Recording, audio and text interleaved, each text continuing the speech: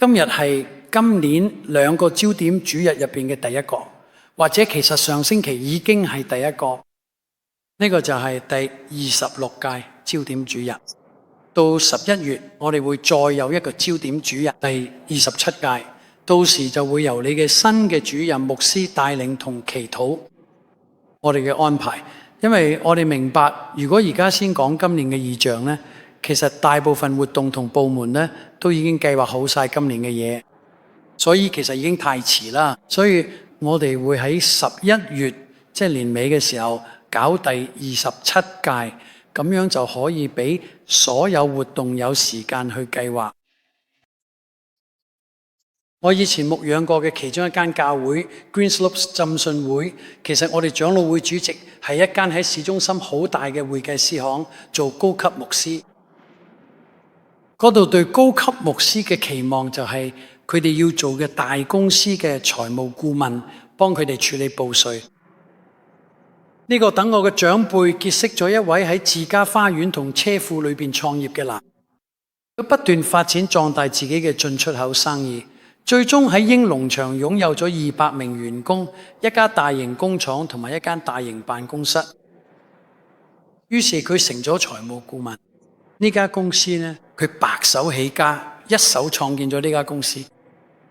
佢非常成功，佢僱傭咗優秀嘅員工。最終呢，佢因為工作表現太出色而丟咗工作。對心佢，我需要佢哋做，我好悶啊！佢想再體驗創業嘅刺激感。嗰個星期或者過咗幾個星期之後，佢喺星期日嘅 Courier Mail 大副刊度攞緊嘅報紙話，澳洲東岸最受歡迎嘅休閒活動就係釣魚。每個週末有成千上萬嘅人去釣魚。佢一啲發現呢個行業有成110億到200億澳元。咁深佢，我一定要揾辦法喺呢度揾錢，一定有機會。所以佢哋如果我可以攞到呢個市場嘅一小部分，都已經可以賺好多錢。於是呢，佢叫佢自己公司嘅員工呢去做嘅市場調查。佢哋發現沿海一帶釣魚嘅人最大嘅投訴就係魚餌。魚餌好貴，賣魚餌嘅鋪頭又唔係成日開門。大部分魚餌呢都係急凍嘅，用完釣魚之後呢就要掉嘅佢，又唔可以留翻。所以佢哋建議，如果你可以整到一種平價嘅魚餌，由於產品易於獲取，且可以永久使用，可以反覆使用，佢將開拓一個未知嘅市場。佢勸說咗一啲有錢嘅朋友加入，佢哋共同成立咗一家公司。佢哋冇人設計佢哋要賣嘅嘢呢，就係呢種幼餌。原本會係咩嘅樣？基本上呢，佢係由麵粉、魚油同埋一啲色素製成嘅。佢哋用咗自封袋，包裝設計俾佢哋負責所有廣告內容、包裝上嘅文字等等。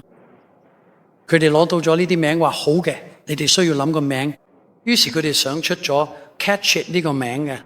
如果你想去釣魚，想釣到一啲魚，咁就使用 Catch It。該產品原計劃喺9月份上市，等天氣好咗嘅時候，佢哋嘅產品推出之前開咗最後一次會議。會議喺高樓大廈入邊其中一間大餐廳舉行。喺布里斯本市中心，會上宣布公司嘅 CEO， 即係呢位先生，將會發表2個重要公告。所以所有出席會議嘅人呢都好興奮，食咗一頓大餐，咩好嘢都有。終於到 CEO 發表佢嘅公告嘅時候，咁第一個公告呢就係話 Kmart 澳洲最大嘅釣魚用品零售商已經同意獨家發售 Catch It， 基本上即係差唔多肯定佢哋會賺錢。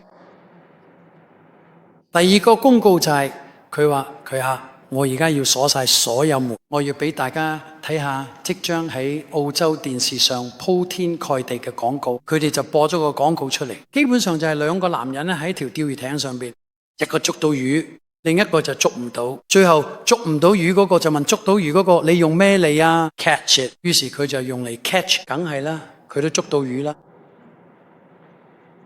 掌聲結束之後 ，CEO 開口問道：大家有冇咩問題？有人問財務，有人問回報，有人問可唔可以擴展公司，有冇空間做大啲？我朋友嗰位長者喺第一次出席會議就企咗起身，佢話呢個產品做咗好多好出色嘅工作，市場啱，價錢啱，產品啱，廣告都啱，所有嘢都啱晒。我淨係有一個問題，佢係咪真係捉到魚？跟住落嚟嘅尷尬沉默，好明顯就係話呢個超級新產品唯一未試過嘅就係用嚟捉魚。捉嘅幾個禮拜之後，呢個產品就推出市場，2年之內，投資者咧就蝕晒錢，蝕咗幾百萬美金，因為佢根本捉唔到魚。所以我最大嘅問題就係我哋2026年嘅重點26就係佢捉唔捉到魚。重點26要求我哋問自己一個問題：我哋教會做咗每一樣嘢，係咪真係捉到魚？所有嘢都係。重點26有2句關鍵經文，我哋頭先已經有人讀過俾我哋聽。耶穌話：咁跟住我會揸你咁出去為人捕魚。馬太福音28章19節，所以你哋要去使萬民作我嘅門徒，奉父子聖靈嘅名為佢哋施洗。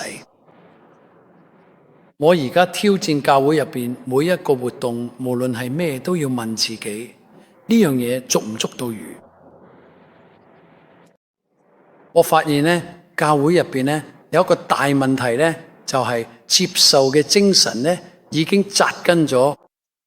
我哋都太容易接受嘅一個事實，就係我哋佢見到男人、女人同細路加入神嘅國度，但係我哋又冇都冇做。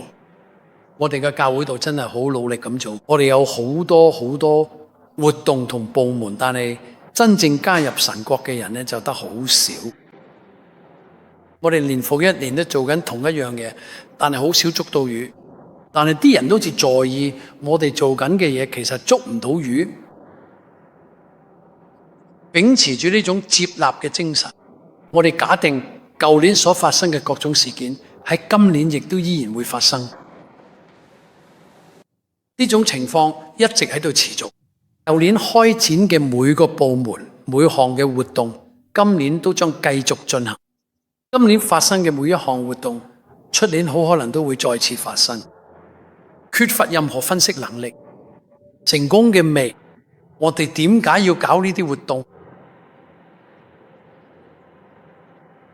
我哋唔單止接受佢所有過去1年，甚至過去20年搞過嘅活動，明年同未來20年都會繼續搞落去。我哋仲覺得應該照舊嚟搞，而且我哋覺得而家咁搞係唯一嘅做法。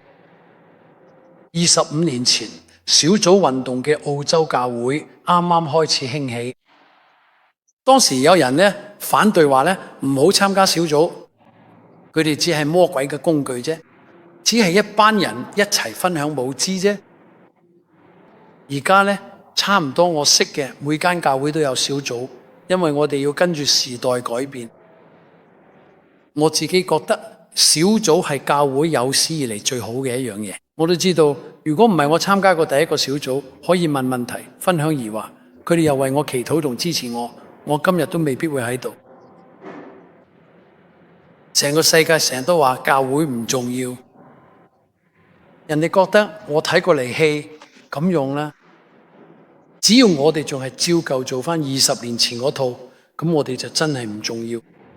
對外邊個世界嚟講，我哋根本嘅影響力，我哋而家活咗一個不斷變化嘅世界，教會都要跟住佢改變去變，但係信息永遠都唔會變。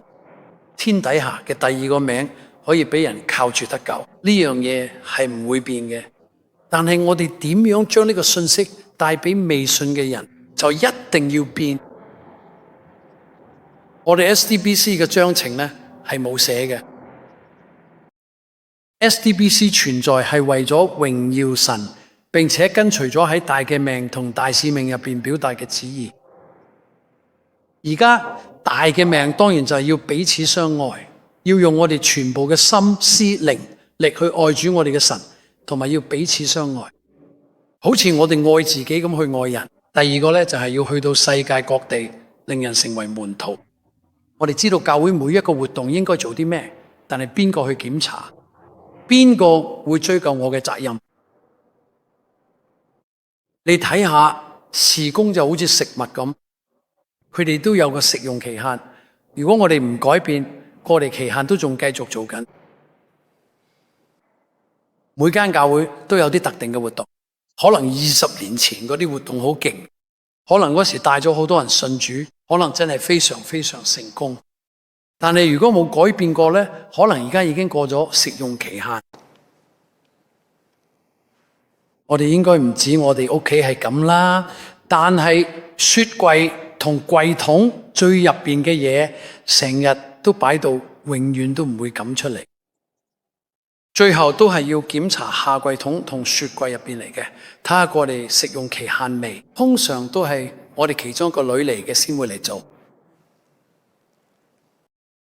我哋屋企最誇張係有核酸紀念喺雪櫃最入邊過咗期2年。當你發現一啲過時嘅嘢嘅時候，你會點做呢？捐俾教會啦。嗰係我哋所有薯片盤同杯子嘅用量。而家你將佢抌咗啦，係嘛？你上一次聽講教會裏邊呢，某個事工因為過期失效而被棄用，係幾時？而家等我將話講清楚。上個星期我因為喺英語教會講道而惹上咗一啲麻煩，然後呢，我就聽到呢啲有人話俾我聽，我要關閉教會嘅所有部門呢，我要做呢樣嘢。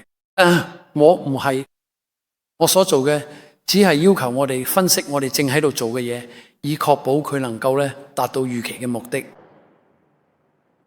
或許只需要稍作調整，呢度改啲。我冇呢個權利關閉所有部門，嗰係我哋成員嘅權力，唔係我嘅。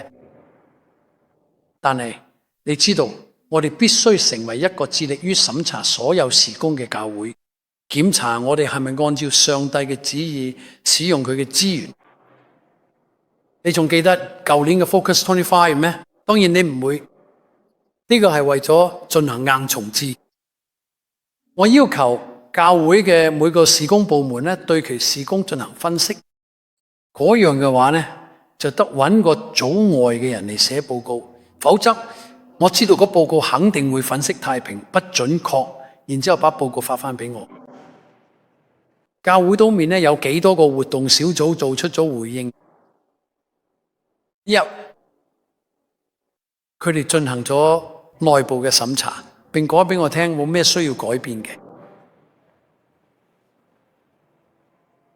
接納嘅精神呢，認呢係意味住呢，我哋接受我哋正在做嘅事情係正確嘅，即使咁做冇釣到魚。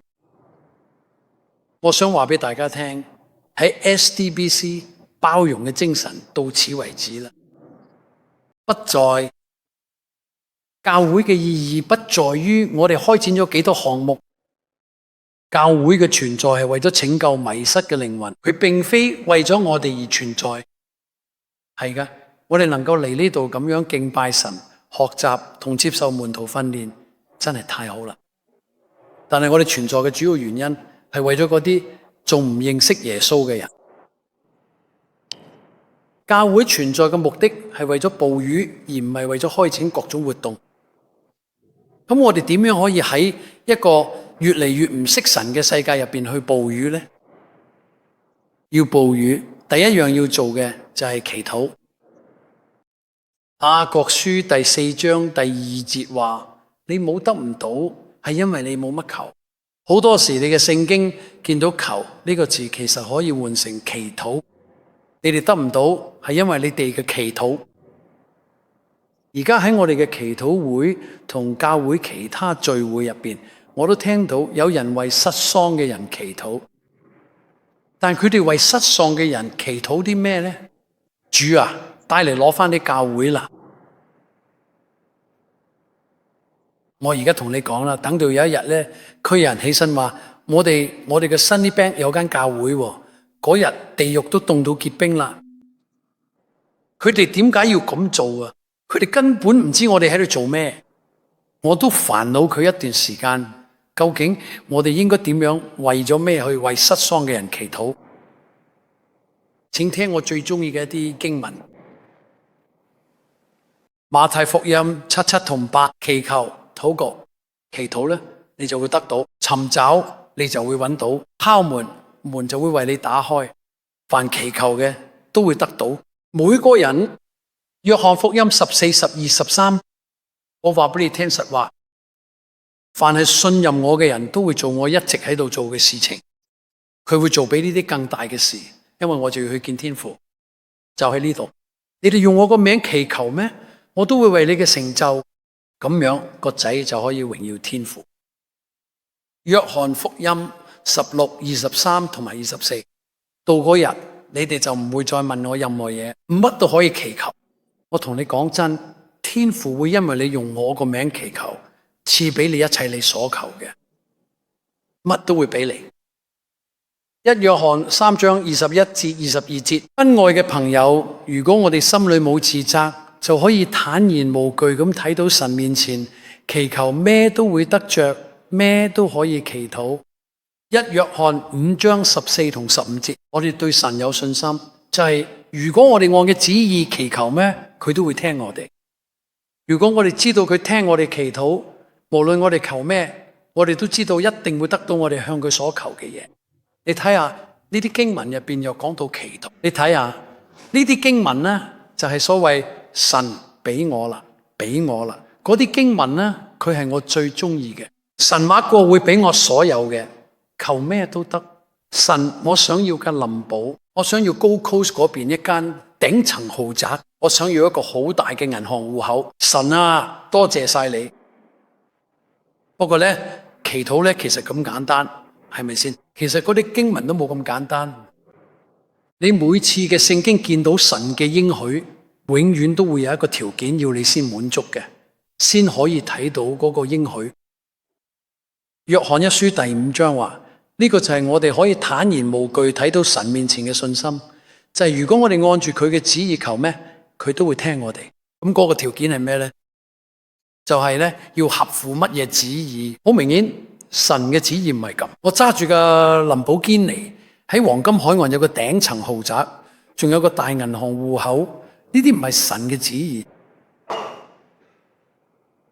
你睇下，我哋可以求任何嘅，但係要合乎咁嘅旨意先得。如果你冇晒其他嗰啲經文，每一個都有條件。神每一個應許都一定有個條件要你先滿足嘅，先可以攞到嗰個應許。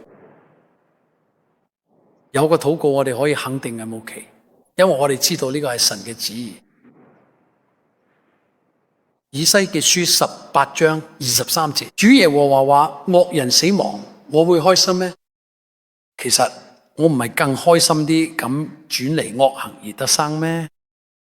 提摩太前書2章4節，神願意萬人得救，並且認識真理。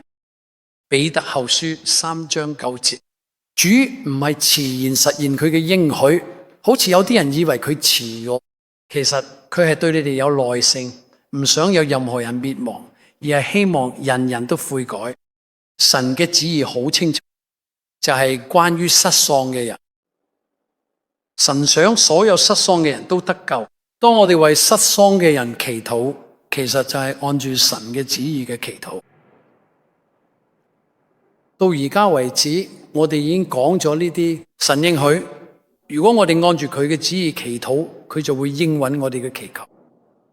我哋知道神對失喪嘅人嘅旨意係咩？當我哋為失喪嘅人祈禱，我哋知道自己係按住神嘅旨意嘅祈禱。如果神嘅旨意係要為失喪嘅人祈禱，而我哋又真係咁做；如果神嘅旨意係要失喪嘅人得救，而我哋又為佢哋得救去祈禱，咁點解佢哋仲未去揾耶穌呢？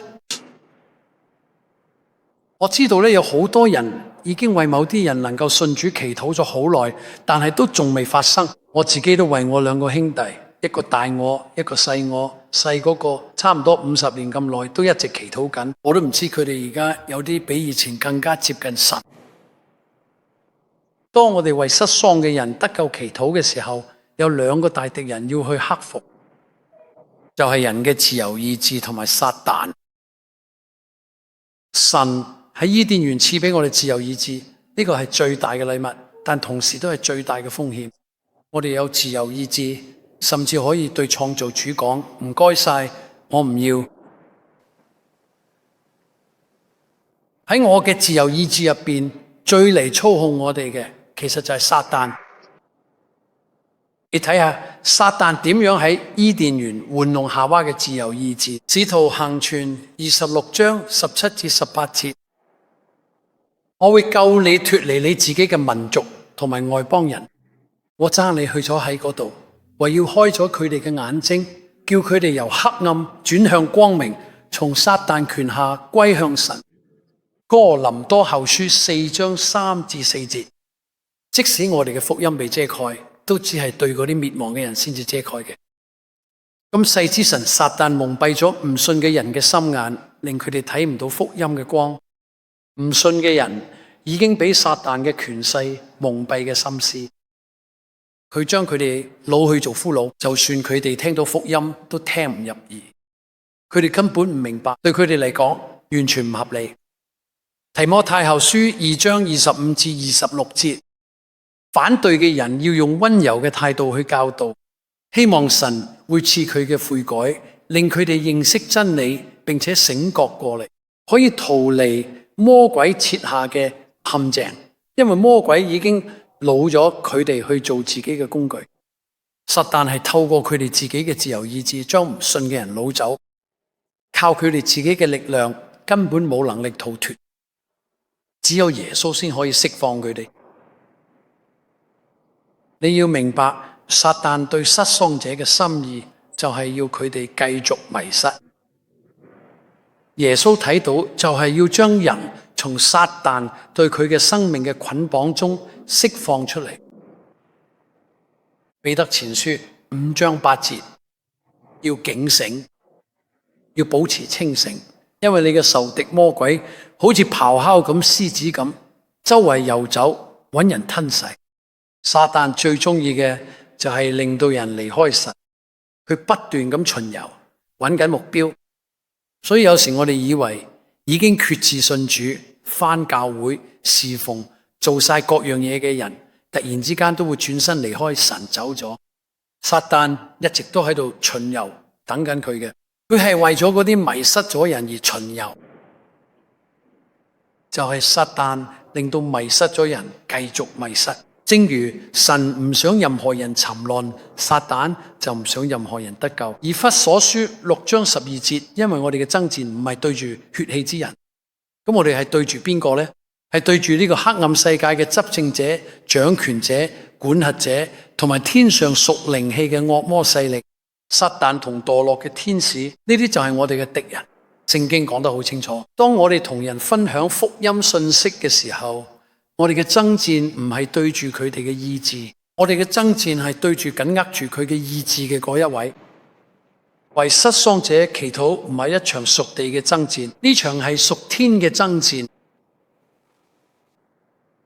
為人認識主而戰係一場屬天嘅爭戰。我哋雖然喺地上打呢場仗，但每次咁做，天上都同時有場爭戰發生緊。如果我哋想喺撒旦個家族度搶人翻嚟，我哋最好先祈禱求耶穌綁住撒旦。馬太福音12:29，或者話，除非先將壯漢綁起嚟，否則邊個能夠進入壯漢宮搶走佢嘅財物呢？我哋嚟傾下撒旦啦，佢係大力士。人間嘅勝利取決於我哋喺天上嘅祈禱能唔能夠得到回應。猶大書22，要仁慈對待嗰啲心存疑慮嘅人，從火中救出其他人，拯救佢哋。呢個就係我哋嘅使命，從火中救人。其實神俾咗我哋一件攻擊性武器去拯救失喪嘅人，就係禱告。哥林多後書10章3至6節。雖然我哋活咗呢個世界，但我哋唔係用世人嘅方式去打仗。我哋所用嘅武器唔係屬世嘅武器，相反，呢啲武器有神嘅能力，可以拆毀堅固嘅營嘅。我哋拆毀各種辯論同埋一切自高自大、敵對神知識嘅思想。我哋要將一切思想都擄去，使佢哋信服基督。等你嘅完全信服之後，我哋就會準備好懲治一切唔信服嘅行為。要帶一個人歸主，其實係一場屬靈嘅爭戰。呢場戰爭咧，需要屬靈嘅能力，而神賜俾我哋嘅屬靈能力就係禱告。我哋一定要用呢件武器去擊退黑暗勢力，因為正正就係呢啲黑暗勢力阻住佢哋認識耶穌。好啦，我哋頭先講到邊度？神應許我哋，如果我哋按住佢嘅旨意祈禱，佢就會應允我哋嘅請求。我哋知道神對失喪者嘅心意。當我哋為失喪者得救而祈禱，其實我哋就係按住神嘅旨意嘅祈禱。失喪者之所以迷失，就係因為撒旦擄掠咗佢哋，用蒙蔽令佢哋嘅自由意志被捆綁。禱告就係神賜俾我哋去勝過撒旦，拯救失喪者隸屬天武器或者能力。如果禱告係我哋對抗撒旦、拯救失喪靈魂嘅武器，咁我哋應該為失喪嘅靈魂禱告乜嘢呢？我認為呢個就係我哋出錯嘅地方。馬太福音16:22同埋3，耶穌啱啱話俾佢聽門徒天，佢即將死去。記住，佢當時問咗呢個問題，佢對門徒們話：我係邊個？人哋話我係邊個？有人話係先知以利亞。或者呢個嗰個，跟住耶穌望住佢哋講，唔係，我想問你哋話我係邊個？呢個係你一生中最重要答嘅問題。佢話我係邊個？彼得話你係神嘅仔。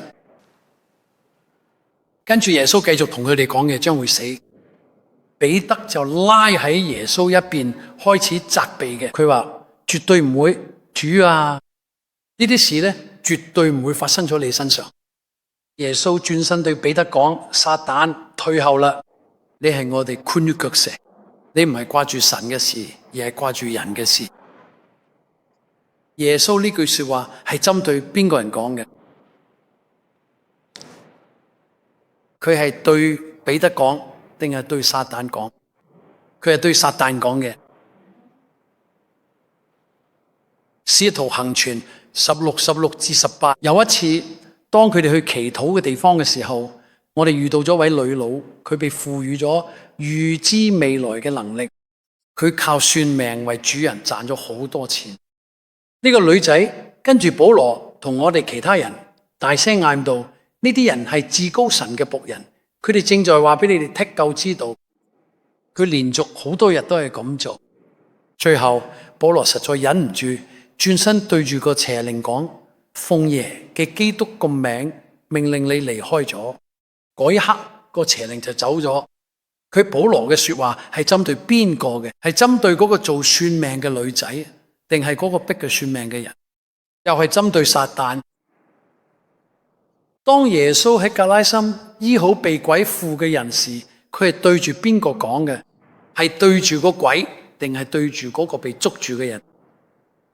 路加福音8章30節，你叫咩名？佢答：我叫群，因為有好多鬼入咗佢身。耶穌都係對住嘅鬼講，而唔係對住被鬼附嘅人講。我相信呢個係拯救失喪者一個好重要嘅關鍵。我覺得我哋就係咁呢度出錯。我哋成日唔記得要對付住嗰個捉住人唔放嘅人，我哋成日唔記得要對付住嗰個令失喪者繼續迷失嘅人。我哋成日只係為失喪者祈禱，卻忽略咗令佢哋迷失咗魔鬼。我哋要喺撒旦手中奪回佢嘅仔女，即班失喪者。首先要求耶穌捆綁撒旦，捆綁撒旦，釋放呢個人，唔好再俾撒旦控制佢嘅思想，好等嘅至少可以聽到福音嘅信息。約翰一書3章8節，行罪惡嘅人就係屬於魔鬼，因為魔鬼由起初就一直犯罪。神嘅仔出現嘅原因呢，就係要毀滅魔鬼嘅作為。咩原因啊？就係要毀滅魔鬼嘅作為。神俾佢哋個仔耶穌喺地上有2個使命。第一，為人類嘅罪祈禱同埋贖罪；第二，就係要毀滅魔鬼嘅作為。路加福音19點10分話：人子來係為尋找並拯救失喪嘅人。我哋嘅使命就係延續耶穌嘅使命。我哋要尋找並拯救失喪嘅人，透過領人歸向耶穌，除滅魔鬼作為。而家如果我哋要同撒旦開戰，第一樣要做嘅就係要着上神所賜嘅全副軍裝。神唔會叫我哋去同撒旦打仗，而唔俾齊我哋所需要嘅一切。以弗所書6章10至12節，最後你哋要靠住主，靠咁大能大力做個堅強嘅人，要着上神所賜嘅全副軍裝，咁你咁先可以抵擋魔鬼嘅詭計。跟住就講到一場爭戰，唔係同血肉爭戰，而係同經文提及嘅對象爭戰。喺1966年至1968年之間，我做咗2年國民服役，我被派去馬來西亞。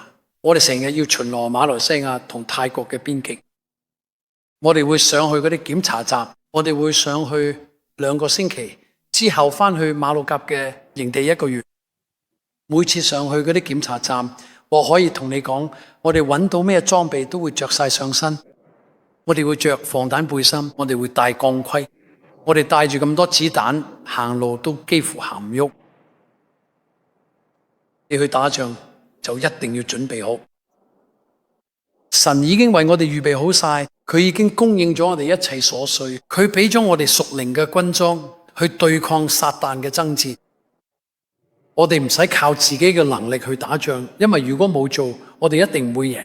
但係當我哋着上神全部嘅軍裝，用禱告遮蓋自己嘅，神就會保護我哋。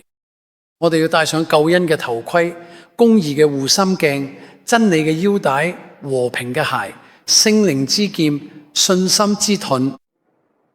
記住，要着齊成套軍裝，全部都要着齊。勝利已經贏咗。我哋係屬於勝利嗰邊，我哋唔需要再去爭勝，但我哋要同失喪嘅人分享呢個勝利。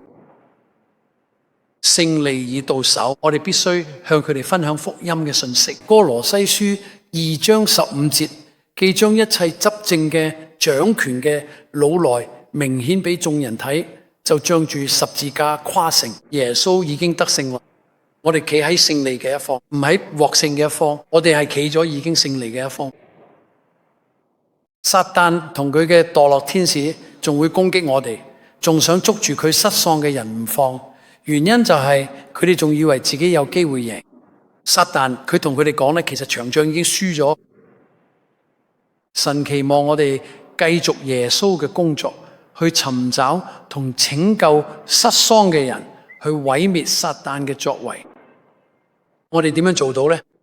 就係去捕魚。神應許嘅，如果我哋按佢旨意祈禱，佢就會應允我哋嘅請求。我哋知道神對失喪者嘅心意，神對失喪者嘅心意就係要佢哋得救。當我哋為失喪者得救而祈禱，我哋知道自己係按住神嘅旨意去祈禱。失喪者之所以迷失，就係因為撒旦用蒙蔽令佢哋嘅自由意志被擄走咗。禱告咧就係神賜俾我哋去戰勝撒旦，拯救失喪者，隸屬天武器或者能力。第7點，但首先我哋要令撒旦失去能力。第8點，我哋有權柄去摧毀魔鬼嘅作為。神賜俾我哋屬靈嘅軍裝去打呢場仗，我哋係屬於已經得勝嘅一方，勝利係有保證嘅。我唔知你點睇，但我識好多人，我都希望佢哋可以咁認識耶穌。我發現如果人哋唔見佢哋值錢嘅，佢哋係唔會停手去揾翻嘅。真係有一次唔見嘅訂婚戒指，除咗金錢損失，我仲用咗200萬買嗰隻戒指。其實我就係佢同佢講，我同佢講嘅呢句，我哋上上下下咁揾過晒，屋企每一個地方都揾過晒，連吸塵機都拆開嘅，喺洗手盆底下揾過，我都要親手拆開佢揾。廁所、洗衣機，佢都拆開晒嚟揾。被單、張床，佢底下所有嘢都揾過，都揾唔到。所以真係好絕望。因為嗰樣嘢真係好重要，我同 Jenny 講，我可以再買一隻俾你，唔緊要，但就唔係呢一隻。最後喺啲洗衣籃入邊揾翻到啲衫堆埋一齊，原來喺熨衫嗰陣唔覺意跌咗落去。但係重點係，如果一樣嘢對我哋嚟講夠重要，我哋係唔會停手去揾嘅。睇下你最想喺世界上邊個人認識耶穌？因為你應該對每一個迷失嘅人都有同樣嘅渴望。作為教會同個人，我哋要變得更加可切，要拯救失喪嘅人。咁你冇作為一個會眾呢，打算點做？你哋會點樣去捉魚？所以我挑戰我哋所有部門、所有活動，要同神立約。今年我哋要去作得人如魚，我哋要去揾人翻嚟。喺 Focus 26會點運作呢？喺未來幾個星期，教會入邊每一個活動都會收到一封電郵，即係話要盡快填好、組成同埋交翻嚟。基本上就係問你嘅活動叫咩名？呢度有我哋2節經文啦，呢個就係我哋嘅異象。你嘅活動會點樣實踐呢個異象？你有冇咩需要幫手嘅地方？有冇啲咩我哋可以幫到你？嗰啲表格會交翻俾牧師，我哋會攞晒嘅表格，然後做翻需要做嘅嘢去幫大家。之後大約6個月後，我哋會再檢查一次，睇下進展點樣啦，會有跟進嘅。我哋要認真，得人如得魚，呢啲唔會自發。耶穌吩咐我哋去遍萬民，造就門徒。耶穌吩咐我哋要去捕魚。Focus 26就係要遵行佢嘅命令，所以我想問你，你願唔願意出一分力